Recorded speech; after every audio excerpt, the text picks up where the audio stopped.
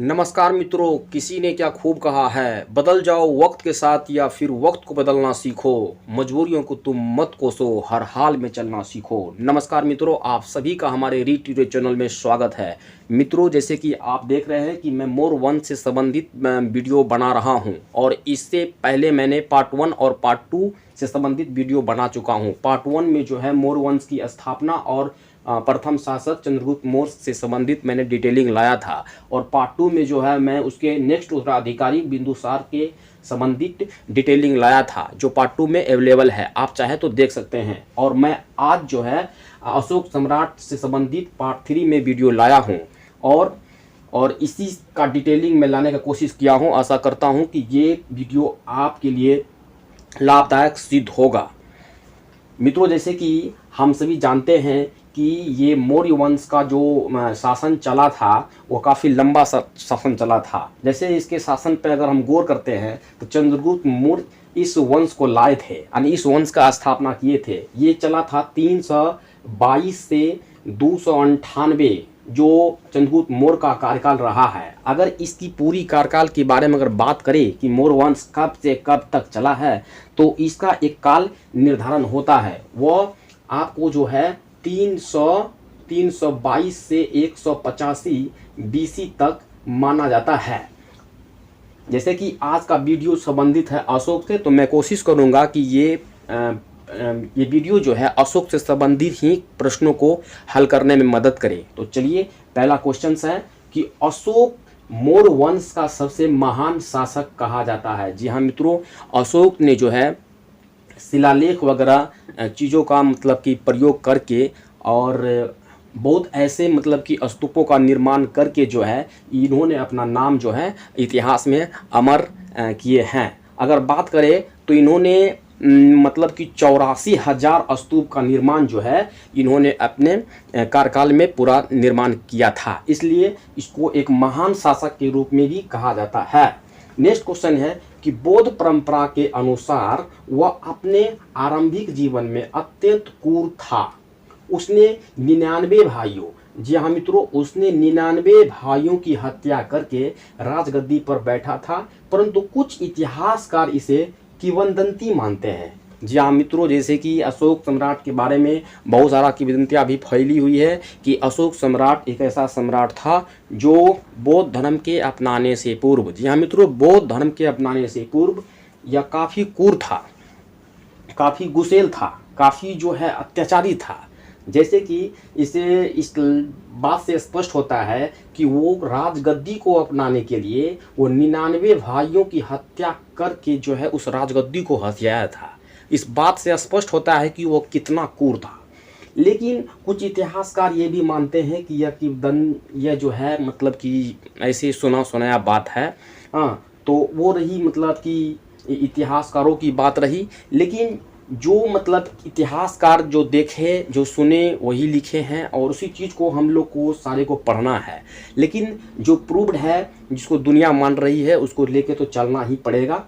Next question है कि singly Anushruti के अनुसार पत्नी देवी जो विदिशा के सृष्टि की पुत्री थी, जो अशोक की पहली पत्नी बनने का सौभाग्य प्राप्त की है। जी हाँ मित्रों, सबसे पहला क्वेश्चन बनता है कि अशोक का जो है सबसे पहली पत्नी जो थी उनका नाम था पत्नी देवी, जो विदिशा के सृष्टि की पुत्री थी, विदिशा के सृष्टि की पुत्री थी। अगर बात करें तो इसी पत्नी से जो है अशोक को महेंद्र और संघमित्रा जैसे पुत्र और पुत्री का प्राप्ति हुआ था।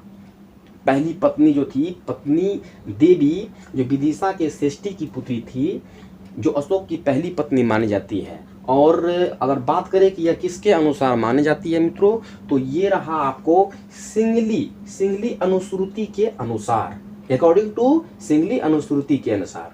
नेक्स्ट क्वेश्चन है, यहाँ सबसे पहला क्वेश्चन से हमको ये बनता है इम्पोर्टेंट, वेरी वेरी इम्पोर्टेंट, कि संघमित्रा और महेंद्र की जो है माँ का क्या नाम था। जी मित्रों, इसकी माँ का नाम था पत्नी देवी। क्या नाम था? पत्नी देवी। नेक्स्ट क्वेश्चन है कि उपगुप्त से बौद्ध धर्म की दीक्षा लिए थे अशोक ने। मित्रों इस क्वेश्चन को मैं बाद में डिस्क्राइब करूंगा। ये उसके बाद नेक्स्ट मैं चलता हूँ। जैसे कि मैं नोट्स में या क्वेश्चंस बना दिया हूँ कि ये अशोक जो है 273 बीसी में गद्दी की प्राप्ति की थी, 273 में गद्दी की प्राप्ति की थी, लेकिन 4 वर्ष जो है यह गृह युद्ध में उलझा रहा, जिसके कारण जो है ये 269 बीसी में राजगद्दी यानी इसका अभिषेक हुआ, इसको राजगद्दी प्राप्ति हुआ, जो वास्तविक राज्याभिषेक कहलाता है।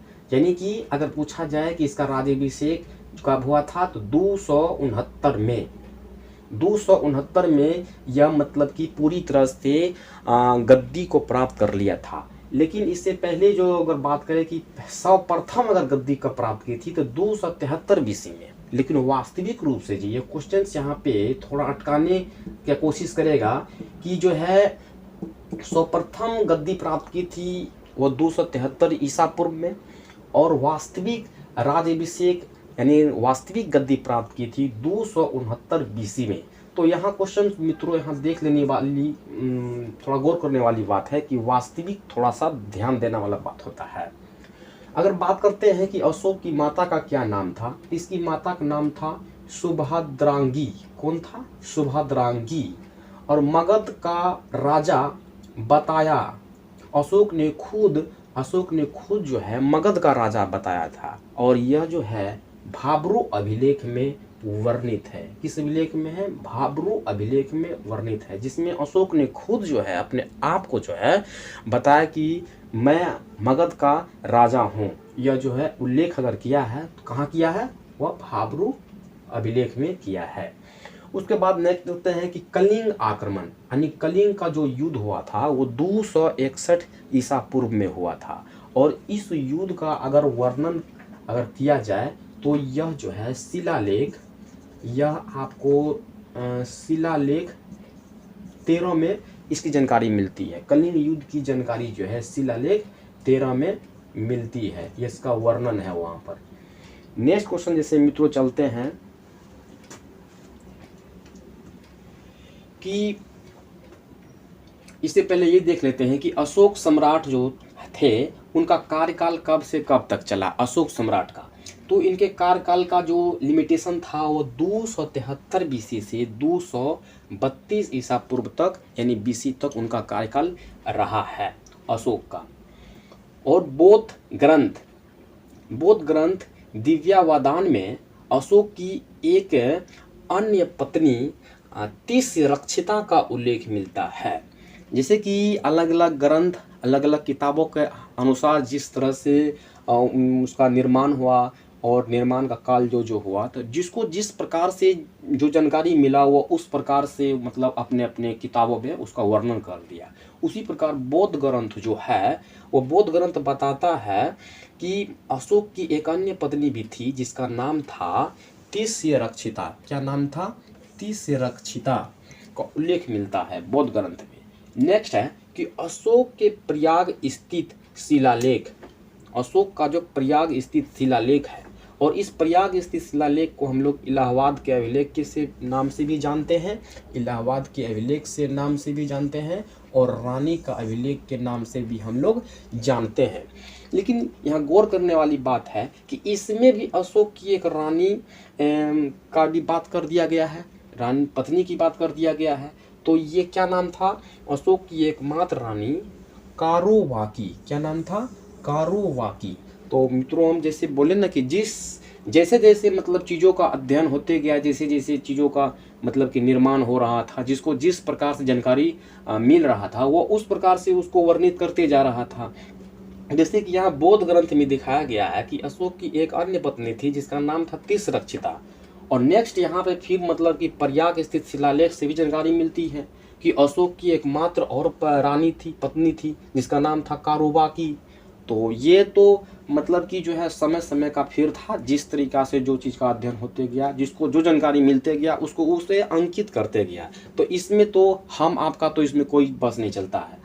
तो नेक्स्ट क्वेश्चन देखते हैं कि राज अभिषेक जो हुआ था अशोक का 269 ईसा पूर्व 269 बीसी में हुआ था। लेकिन बात करें कि यह जो राज अभिषेक से पहले जो अशोक जो थे कहीं पे कार्यरत थे, कहीं पे मतलब ये शासक थे, तो कहाँ के थे? तो उज्जैन जिसे अवंती कहते हैं, उज्जैन और तक्षशिला का प्रांतीय शासक ये जो थे ये उस समय थे राज्याभिषेक से पहले। नेक्स्ट क्वेश्चन है कि शिलाओं पर संदेश खुदवाने का प्रथम भारतीय शासक अशोक था। जी हाँ मित्रों, बहुत इंपॉर्टेंट क्वेश्चन है कि शिलाओं मतलब होता है कि पत्थर चट्टान इसको काट कर जो है उस पर जो खोद कर जो संदेश मतलब कि लिख दी जाती है, वो काम जो सबसे पहले जो किया था ना वो भारतीय शासक अशोक था, वो भारतीय शासक अशोक था। इसका वेरी इंपॉर्टेंट यहाँ क्वेश्चन बनता है कि कौन सा मतलब कि भारतीय शासक था जिसने शिलाओं पर संदेश लिखने का मतलब प्रावधान जारी किया था? तो ये अशोक सम्राट आते हैं। नेक्स्ट क्वेश्चन है कि अशोक को पुराण में अशोक वर्धन कहा गया है। बहुत अच्छा क्वेश्चन है कि अशोक को पुराण में अशोक वर्धन कहा गया है। नेक्स्ट क्वेश्चन है कि राजा अशोक की उपाधि नेटूर अभिलेख में मिलता है। बहुत अच्छा क्वेश्चन कि नेटूर अभिलेख में जो है राजा अशोक के नाम से इनका नाम वहाँ पे वर्णित है ना। नेक्स्ट क्वेश्चन है कि अशोक मौर्य की उपाधि जो है जूनागढ़ अभिलेख जो स्कंद गुप्त जो द्वारा रचित है उसमें जो है नाम अगर अशोक सम्राट का वर्णित है तो वो क्या है? अशोक मौर्य नाम से जो है जूनागढ़ अभिलेख में इनका नाम वर्णित है। देवानाम प्रिय की उपाधि से अगर वर्णित है तो वो गुर्जर शिलालेख में है। किसमें है? गुर्जर शिलालेख में है। अशोक नाम मास्की लघु शिलालेख में है। यहाँ पे सबसे अच्छा क्वेश्चन ये फंसा है कि अशोक का नाम अशोक जो है किस शिलालेख में है? तो ये आपको जो है मास्की शिलालेख है, मास्की गुर्जर ये सब ऐसा शिलालेख मतलब कि था जिसमें अशोक का नाम अशोक पड़ा है। मित्रों की जैसे कि ये अशोक सम्राट जो है ऐसे महान नहीं हो गए, इन्होंने जो है बहुत मतलब कि बड़ा काम किया था। जैसे कि आपको बता दे कि आजीविकों के लिए इन्होंने रहने के लिए बराबर की गुफा में इन्होंने 4 मतलब कि जो है बराबर की पहाड़ियों में इन्होंने 4 गुफा का निर्माण किया था आजीविकों को रहने के लिए। 4 गुफाओं में मतलब कि कौन थे? एक आपको कर्ज, दूसरा चौपार और तीसरा सुदामा और चौथा था विश्व झोपड़ी। फिर सुनिए मित्रों, इन्होंने 4 गुफा बराबर की पहाड़ियों में 4 गुफा का निर्माण किए थे। एक कर्ज था, दूसरा चौपार था, तीसरा सुदामा था और चौथा था आपको विश्व झोपड़ी।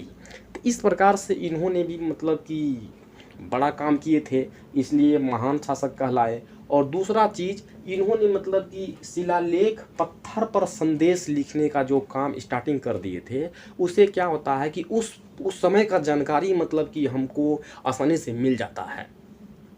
और कुछ शिलालेख ऐसे भी हुए जिसको पढ़ा भी गया, कुछ नहीं भी पढ़ा गया।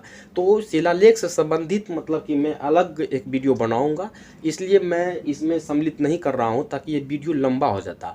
तो आज मैं इतना ही पे अशोक सम्राट से संबंधित ही बात डिटेलिंग कुछ लाया था। और शिलालेख जो एक लंबा मतलब कि वीडियो बनेगा उसमें मैं कोशिश करूँगा कि जो है शिलालेख से संबंधित अलग वीडियो बना दूँ। तो अशोक जो अपना शिलालेख छपवा रहे थे वो अन्य भाषाओं में छपवा रहे थे और उस भाषा का लिपि भी मतलब कि अलग अलग मिला है। तो ये जो है ना लगभग जो है मतलब कि 4 लिपि में मतलब कि ये छपवाते थे, है ना। ब्राह्मणी हुआ, खरोष्टी हुआ, उसके बाद ग्रीक हुआ, अरमाइक हुआ। तो मैं वो शिलालेख वाला वीडियो में मैं बना दूंगा उसको। तो आज का वीडियो मित्रों इतना ही रहा। और अशोक से संबंधित अगर मतलब कि इस प्रकार का क्वेश्चंस लगातार एग्जाम में कहीं न कहीं मतलब कि इसको सेटिंग किया जाता है, तो आशा करता हूँ कि यह वीडियो आपको लाभपूर्ण रहेगा। धन्यवाद मित्रों।